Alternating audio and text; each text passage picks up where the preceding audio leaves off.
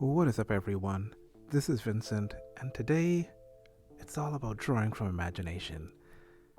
Have you ever tried this curious task of drawing from imagination? There are some surprising things that happen as a result, and I've been learning more and more about this process recently, drawing a lot of things from imagination, at least more than I usually do. And today I'm sharing one of the drawings. I have drawn some like this, but I've also drawn more cartoony, uh, blobby people type things that I have put into perspective and trying to start putting all the pieces together, really. But you will see that whenever I review my sketchbook, which I am almost through, by the way. And so I think I'm going to hold off on having another sketchbook portion until I'm actually through the rest of the sketchbook, which won't be long now. So hang on for that video. It should be here, let's just say soon. But back to drawing from imagination. So, again, I've been doing this more and more often, and I've learned some things. I have changed my ideas about some of the things I previously thought about drawing from imagination now that I have actually been doing it quite a bit. No, I'm not giving up on it. It's just I had ideas about how you would best learn to draw from imagination that now I think I should change some of those ideas. And in changing them, I am thinking that I'm going to share them with you because that's what this channel is all about. But drawing from imagination, first of all, is just an interesting thing. I remember seeing this meme on Instagram, which was a pretty good meme about drawing from imagination.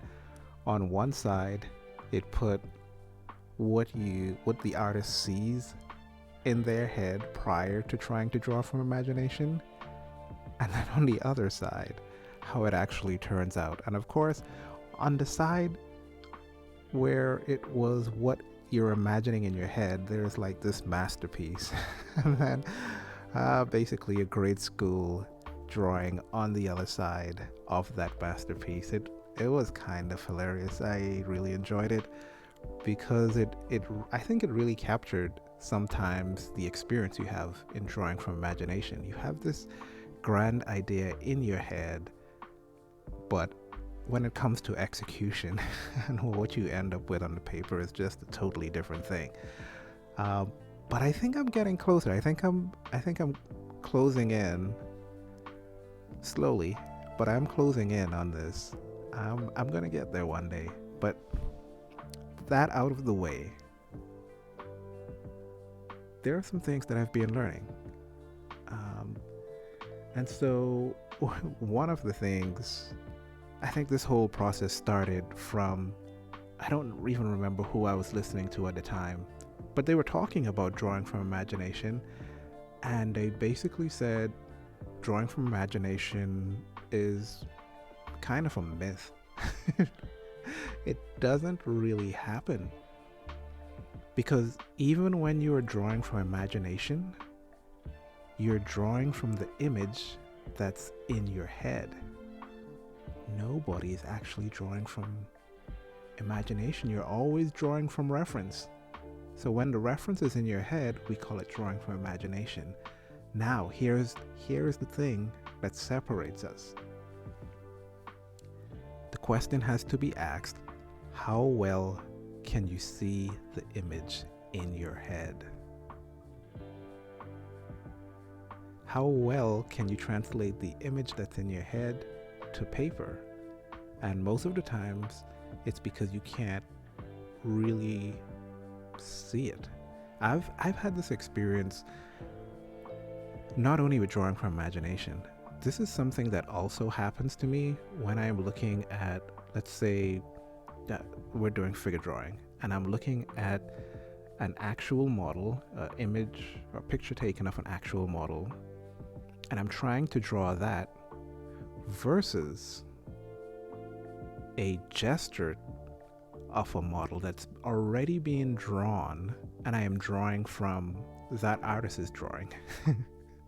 And I find that when it's already simplified by the artist, it's easier to draw because I can see exactly what is happening with the pose.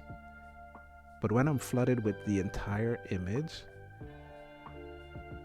even though there's more detail there, it's actually harder for me to see what I need to do. I know, I don't know if any of you have had this experience, but I know this has definitely been my experience. When I'm looking at the detail of an actual model, it is in fact more difficult to draw than when it's the simplified model. And so I think this plays into the challenge of drawing from imagination. Because a lot of times when I envision something to draw, I am seeing it almost in full detail. So it's in the detail phase, but not clearly, which makes it even worse. Right? But I think I have been zooming in on what needs to be done to help with this process.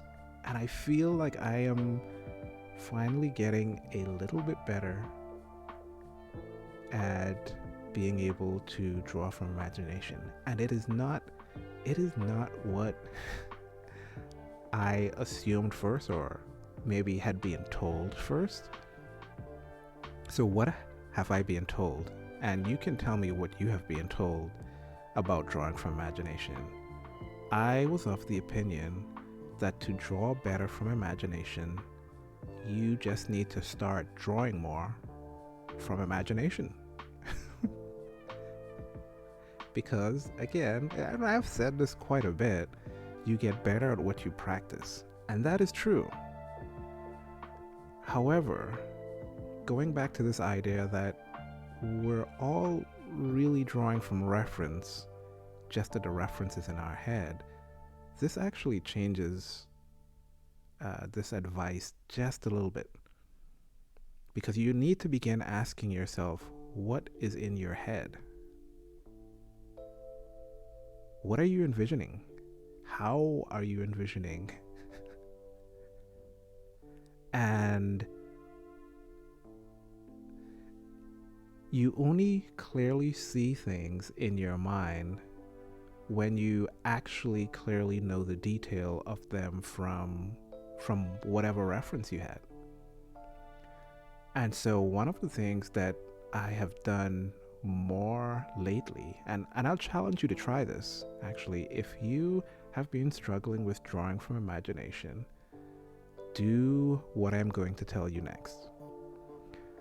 I want you to pick a pose, and I want you to draw it.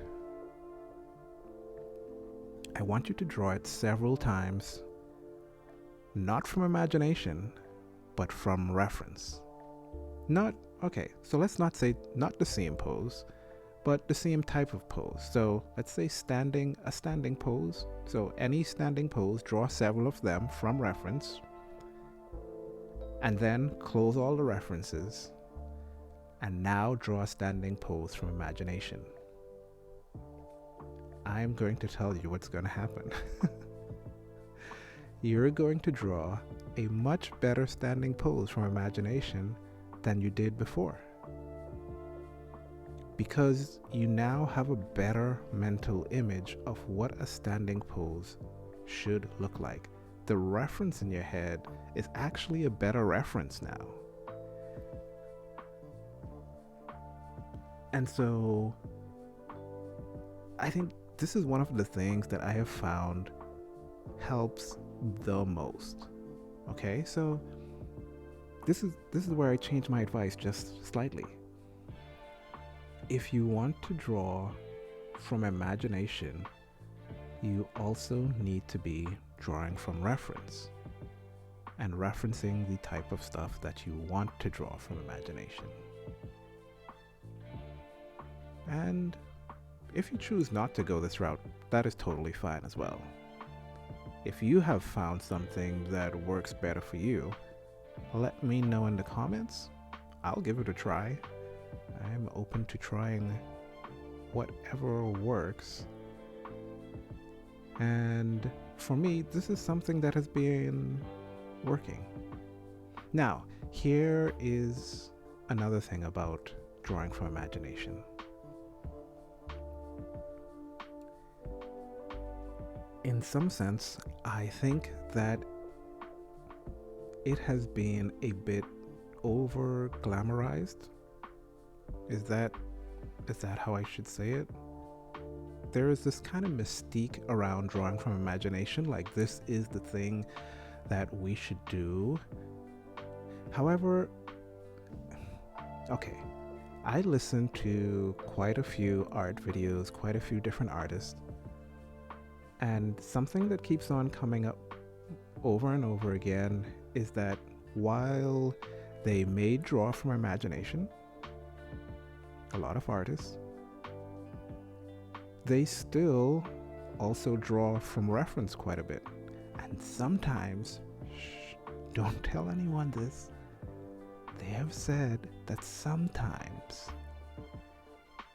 they even draw and pull up reference when drawing things from imagination. Shh. Maybe this isn't a secret for you guys. Maybe all of you listening knew this all along. I was the only one in the dark. That's probably all what's going on here. I was the only one in the dark, and you all knew this all along. But let me just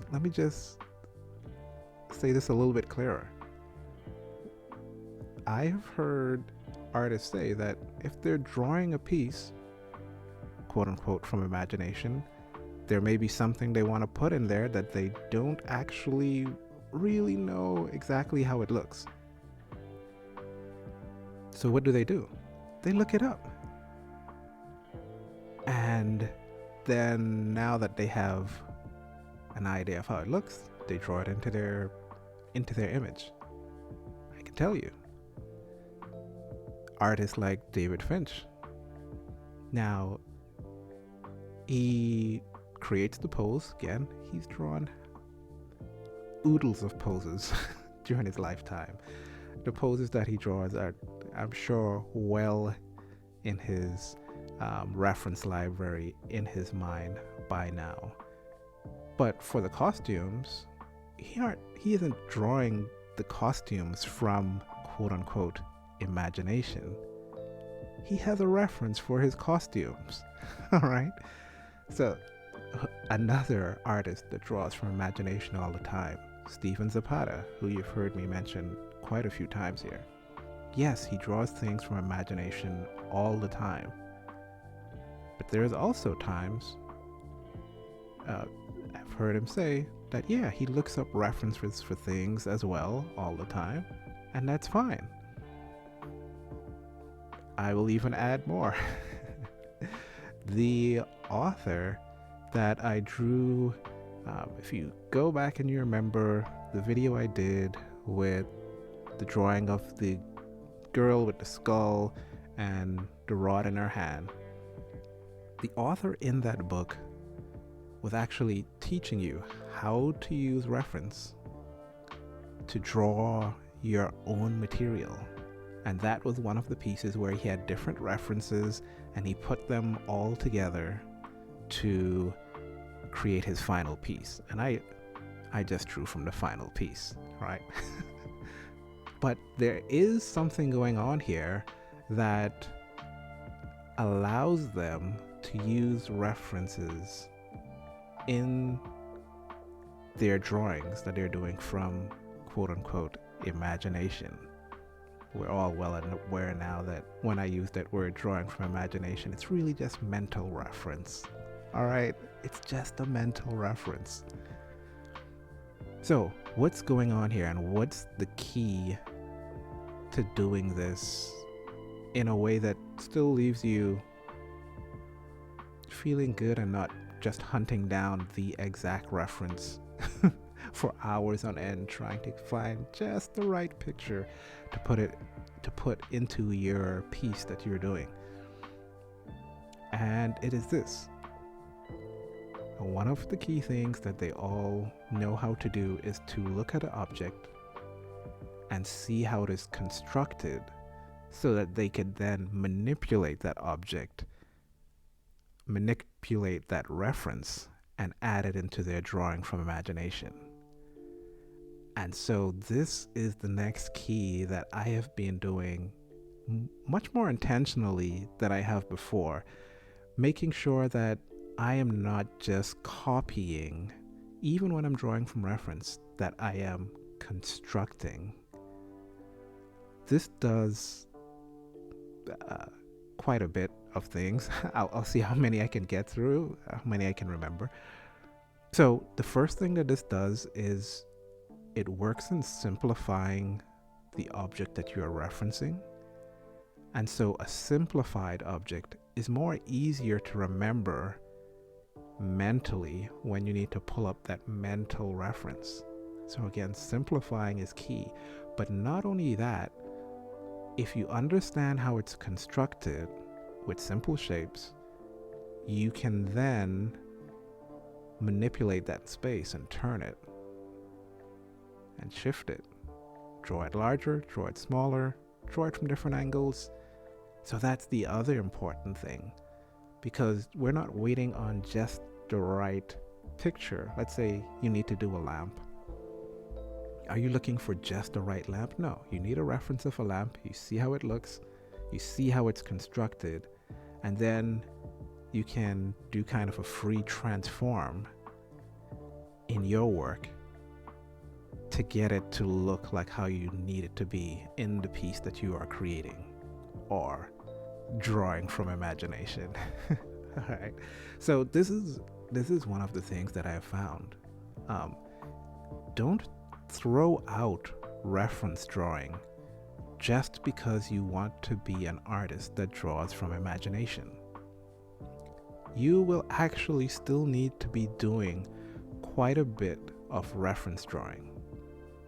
If I'm wrong on this, someone let me know in the comments.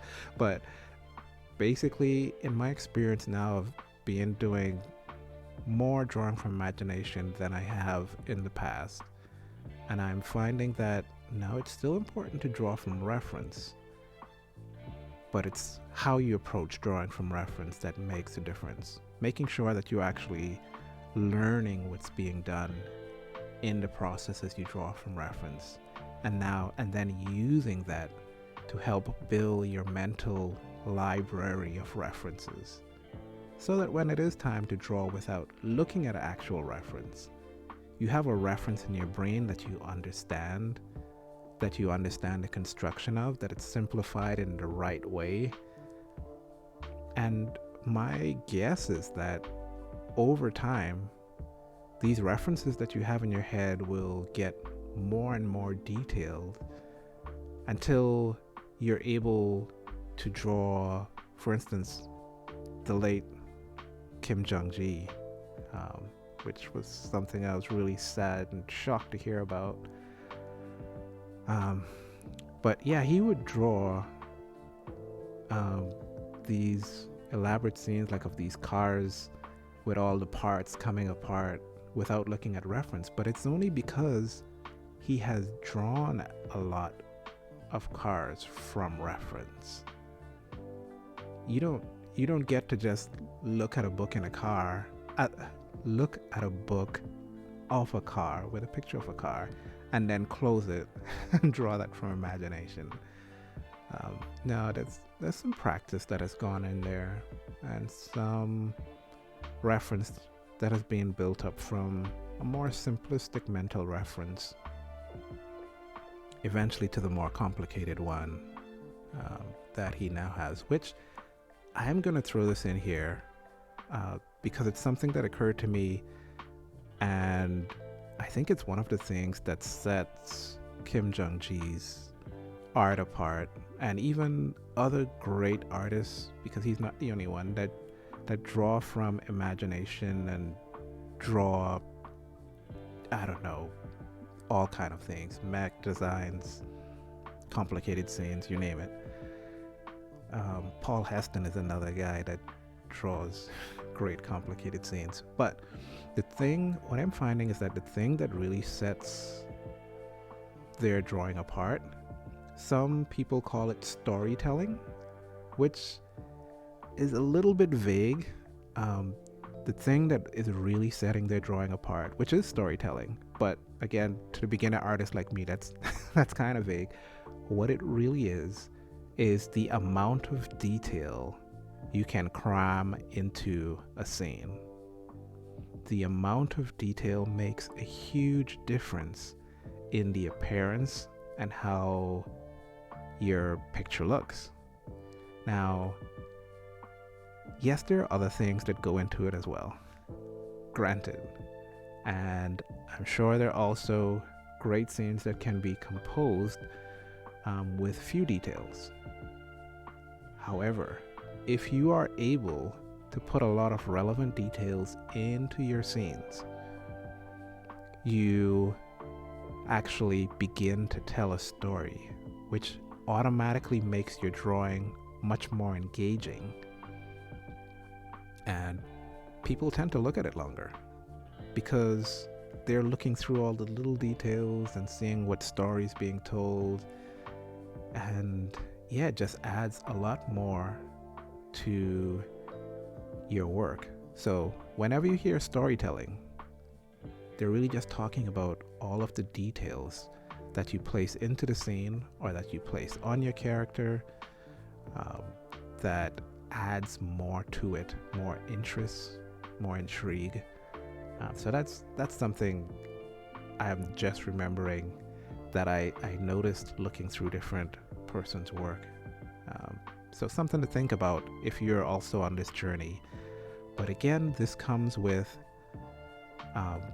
building up references for all of those details. Okay, so it's going to take time. Be gentle on yourself. Drawing from imagination is a process, and apparently it's also a synonym for just drawing from reference in your head. so don't get too anxious that you are never going to draw from reference again. No, it is important to use reference. It's just how you use it and how you use it to build up your mental library. So that's what I have on drawing from imagination. I would be interested in knowing what you think about drawing from imagination. Am I totally off the wall here? Am I in the neighborhood? Am I off on a deserted island by myself? Let me know, and I'll be sharing a lot more in my future videos as I continue to work. Thanks, and I'll see you in the next video. Bye.